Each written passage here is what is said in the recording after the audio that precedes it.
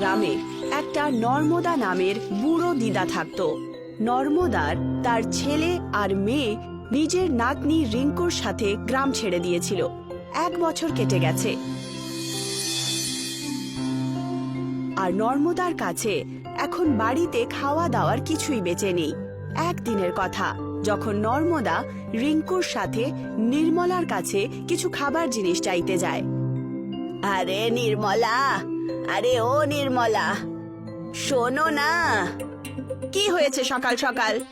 ক্ষমা করো বোন, কিন্তু বাবু খুব ক্ষুধার্ত। কিছু খাবার যদি বানিয়ে থাকো, ব্যাস বাবুর জন্য দিয়ে দাও না। গ্রাম তৈরি হয়নি, ভিখিরি চলে এসেছে। কতবার বলেছি তোমায়, তোর ছেলে তো তোকে ছেড়ে চলেই গেছে, আর নিজের বউকেও সঙ্গে নিয়ে গেছে। এখন পুরো গ্রাম তোমার বোঝ ওঠাবে নাকি? নির্মলা শোন তো। নর্মদা কিছু বলার আগেই নির্মলা তার আগেই বাড়ির দরজা বন্ধ করে দেয়। নর্মদার চোখে জল চলে আসে। তুমি কেঁদো না দিদা, আমি যখন বড় হয়ে যাব তখন অনেকগুলো টাকা রোজগার করে আনবো, যাতে তোমাকে কারোর কাছে কিছু চাইতে হবে না। সোনা, তুই তো আমার বাবু সোনা। চল কিছু দূর আরেকটু হাঁটি, প্রধান বাবুর বাড়িতে যাই। নর্মদা আর রিঙ্কু প্রধান বাবুর বাড়িতে যায়। প্রধান বাড়ির বাইরেই খাটিয়াতে বসেছিল। নমস্কার ঠাকুমা। ভালো থাকো ভোলু। আমার মানে হলো প্রধান বাবু। আরে ঠাকুমা, আমি তো আপনার কাছে ভুলুই। আসলে ব্যাপারটা কি বলুন? তোমাকে দেখলে আমি আমার নিজের ছেলের কথা মনে করতে পারি। ছেলেই মনে করুন না, আর বলুন আমি আপনার জন্য কি করতে পারু, বলুন বলুন। তুমি তো জানোই বাবু, আমার ছেলে সমস্ত জমিন বিক্রি করে চলে গেছে, আর এখন অবস্থা এরকম হয়ে গেছে যে বাড়িতে অন্যের একটা দানাও বেঁচে নেই। নির্মলাও আমাকে সহায়তা করতে বারণ করে দিল, সেই জন্য আমি এখানে চলে এলাম। লাল্লার খুব খিদে পেয়েছে, তুমি ওর জন্য কিছু ভোজন দিতে পারবে? এ আর বলার কি আছে ঠাকুমা, যখন চাইবেন আমার কাছ থেকে খাবার নিয়ে যাবেন, আর বাদ বাকি রেশনপত্র এবার থেকে আমি পাঠিয়ে দেব, ঠিক আছে? অনেক অনেক ধন্যবাদ। আমি ভাবছি যে খাবার জিনিস তুমি আমায় দেবে তা দিয়ে ডাল মাখনির ঠেলা লাগিয়ে দিই, যাতে তোমার ওপরে বোঝ না হই আমি ভবিষ্যতে। আপনি নিশ্চিন্ত থাকুন ঠাকুমা, কালকে সব ব্যবস্থা করে আমি আপনার বাড়ি পাঠিয়ে দেব। প্রধান নর্মদাকে বাক্সে খাবার এনে দিয়ে দেয়। নর্মদা আর রিঙ্কু নিজের বাড়ির দিকে রওনা দিয়ে দেয়। এই নে বাবু, ভালো করে খা। এখন যখন প্রধান বাবু খাবার জিনিস দেবে, তখন তোর দিদা খুব ভালো ডাল মাখনির দোকান খুলে দেবে, আর যখন খুব ডাল মাখনি বিক্রি হতে থাকবে, তখন তোর জন্য কাপড় চোপড় আর খেলনাও নিয়ে আসবো। হ্যাঁ দিদা, অনেকগুলো খেলনা। আর দিদা, আমার তো বইও চাই, তবেই তো আমি অফিসার হতে পারবো না আর পয়সা রোজগার করব। খুব মিষ্টি মিষ্টি কথা বলিস তুই লাল্লা। তোকে দেখে সমস্ত দুঃখ নিজে নিজেই শেষ হয়ে যায়। দিদা। হ্যাঁ বাবু, বল না, কি হয়েছে? আমি তো অন্য কিছু বলছিলাম। আচ্ছা বল, আমিও তো শুনি। দিদা, আমি বাইরে নদীর কাছে সেই মাটি দিয়ে খেলবো, তাহলে তো নোংরা হয়ে যাব, সেই জন্য ভাবলাম তোমার কাছে জিজ্ঞাসা করি। আচ্ছা, তাহলে এই ব্যাপার। যা খেলে আয়, কিন্তু বাড়িতে তাড়াতাড়ি ফিরে আসিস, আর নদীতে যাস না যেন। ব্যাস ব্যাস দিদা, আমি বুঝে গেছি। নদীতে যাব না, শয়তানি করব না, আর মাটিও খাবো না। ঠিক আছে দিদা? আচ্ছা যা, এবার অনেক দুষ্টুমি হয়েছে। নর্মদার বাড়ি থেকে কিছুটা দূরে একটা ছোট্ট নদী ছিল। রিঙ্কু নদীর কিনারায় মাটি দিয়ে খেলছিল। তক্ষুনি ওখানে একজন ব্যক্তি, যিনি দেখতে খুবই দেবতার মতো, তাকে মাটি খেতে দেখে তার কাছে চলে আসেন। এই যে পুত্র, তুমি মাটি খাচ্ছ কেন?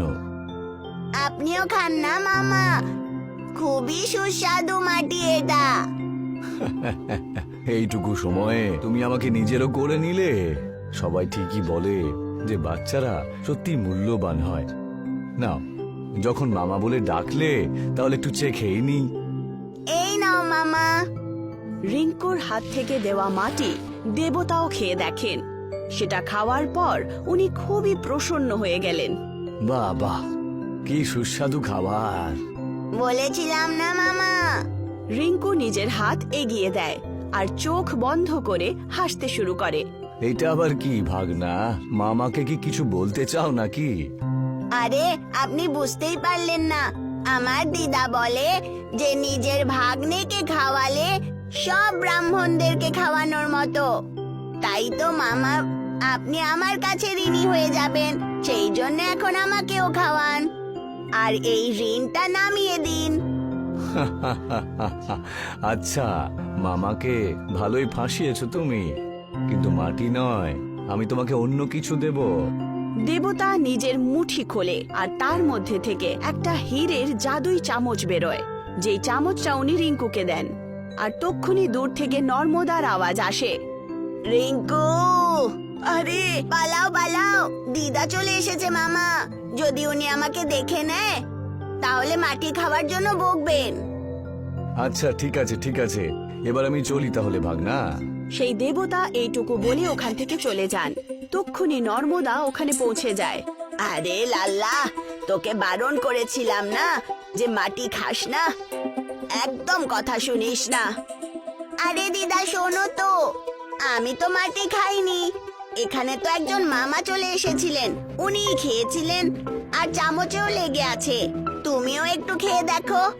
আচ্ছা, তুই এখন মিথ্যে কথাও বলতে শিখেছিস। তারপর নর্মদার চোখ সেই জাদুই হীরের চামচের ওপরে যায়।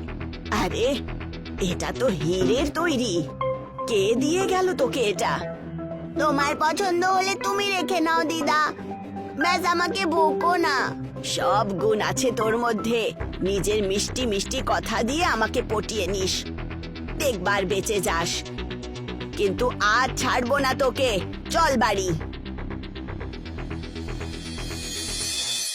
একদিন কেটে যায় আর প্রধান নর্মদার কাছে রেশনের জিনিস নিয়ে চলে আসে। এই যে ঠাকুমা, এই নিন আপনার মালপত্র। তোমার অনেক অনেক ধন্যবাদ বাবু। আরে ঠাকুমা, আবার সেই একই কথা, কৃতজ্ঞতা কিসের? আমি তো শুধু সেটাই করলাম যেটা আমার কর্তব্য। এটাই তো ভালো ব্যাপার বাবু তোমার। আমি ভাবছিলাম এই ডাল মাখনি বিক্রি করে আস্তে আস্তে এই টাকাটাও ফেরত দিয়ে দেব। আপনি ফেরত না দিলেও চলবে, আর পয়সা দেবার কথা ভাববেন না। শুধু কাজ করতে থাকুন, বাকি সব আমি দেখে নেব। ঠিক আছে বাবু, যা তুমি বলো। নর্মদা ডাল মাখনি বানায় আর নিজের ঠেলা চালু করে দেয়। তার সুগন্ধ আসা মাত্রই রিঙ্কু নিজের চামচ নিয়ে দাঁড়িয়ে পড়ে, আর তার সাথেও প্রধানও। দিদা, আমাকেও ডাল দাও। দাঁড়া বাবু, তোকেও খাইয়ে দেব, নয়তো তুই সব কিছু মাথায় তুলে নিবি। ঠাকুমা, আমাকেও দাও না, আমিও একটু খেয়ে দেখতে চাই। আর দাও, আমি রিঙ্কুকেও খাইয়ে দেব। ঠিক আছে ভোলু বাবু, এক্ষুনি দিচ্ছি। নর্মদা সঙ্গে সঙ্গে ডাল মাখনি দিয়ে দেয়। প্রধান বাবু নিজের হাত দিয়ে রিঙ্কুকে খাইয়ে দেয়। প্রধান বাবু, খুবই সুস্বাদু না দিদার খাবার? হ্যাঁ রিঙ্কু, খুব সুস্বাদু হয়েছে এটা, একটু খেয়ে দেখো। আমিও আপনাকে খাইয়ে দিই। রিঙ্কু নিজের হীরের চামচ দিয়ে যেই মাত্র প্রধানকে খাওয়ায়, প্রধান প্রচন্ড অবাক হয়ে ওঠে। কি হয়েছে বলু, ঝাল হয়ে যায়নি তো? না ঠাকুমা, এই হীরের চামচটা যখন এটা দিয়ে আমাকে রিঙ্কু খাওয়ালো, এর স্বাদ যেন 100 গুণ বেড়ে গেল। এত সুস্বাদু খাবার, যেন দেবলোকের ভোজন। আচ্ছা, সত্যি নাকি? এগুলো কি সত্যিকারের হীরে? 100% আসল এটা ঠাকুমা, আর তার থেকে আসল হলো এই চমৎকার। রিঙ্কু, ঠাকুমাকেও খাওয়াও। নর্মদা যেই মাত্র ওই চামচ দিয়ে খায়, তার এরকম স্বাদ পায় যেন সে পুরো জীবনে এইরকম সুস্বাদু খাবার কখনো খায়নি। হ্যাঁ ভোলু, ঠিকই বলছো। আমি একটা কাজ করি যে এই চামচেরই ব্যবহার করে নিজের খাবার চালাতে করব, যাতে সবাই খুব ভালো খাবার খেতে পারে। আরে ঠাকুমা, ভোলা নামটা আমার ঠিকই, কিন্তু আসলে ভোলা তো আপনি। আমি বুঝতে পারলাম না ভোলু। মানুষের মনে সবার আগে এটাই আসে যে হিরে যখন আছে তাহলে এটা বিক্রি করে দিই আর পয়সা রোজগার করি, কিন্তু আপনি তো সবাইকে এই স্বাদের অভিজ্ঞতা করাতে চান। এটা দেখে খাবারের স্বাদ আরো ভালো হয়ে গেছে তো। তক্ষুনি ওখানে পিন্টু চলে আসে আর বলে, এই যে দাদা, কিরকম ভালো স্বাদ, আমাকেও একটু খাইয়ে দেখাও না। ব্যাস এক্ষুনি দিচ্ছি। নর্মদা সেই চামচটা পুরো খাবারে ঘুরিয়ে দেয় আর পিন্টুকে একটা ডাল মাখনি দিয়ে দেয়।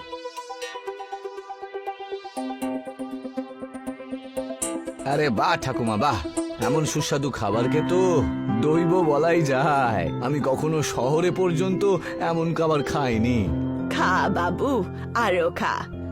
আজ কোনো মূল্য নেব না এই ডালের। নির্মলাও ওখানে চলে আসে আর জিজ্ঞাসা করে, আরে ও নর্মদা, কি ব্যাপার, এত শোরগোল কিসের? এসো বোন, তুমিও খেয়ে দেখো ডাল মাখনি, খুব সুস্বাদু তৈরি হয়েছে।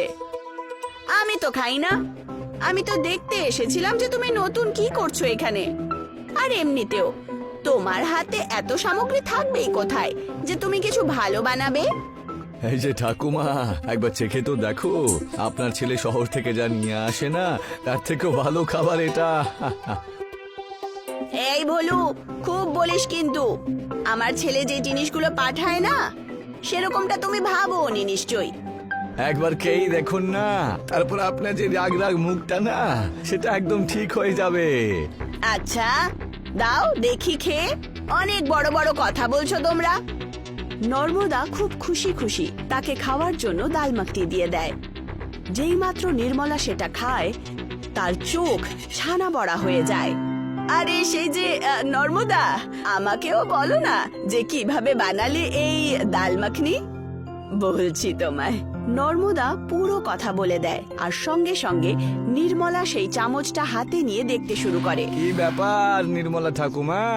এটা তো আমার চামচ, আমার মনে হলো যে হারিয়ে গেছে, এখন বুঝতে পারলাম যে এটা তো চুরি করেছে এই বুড়ি।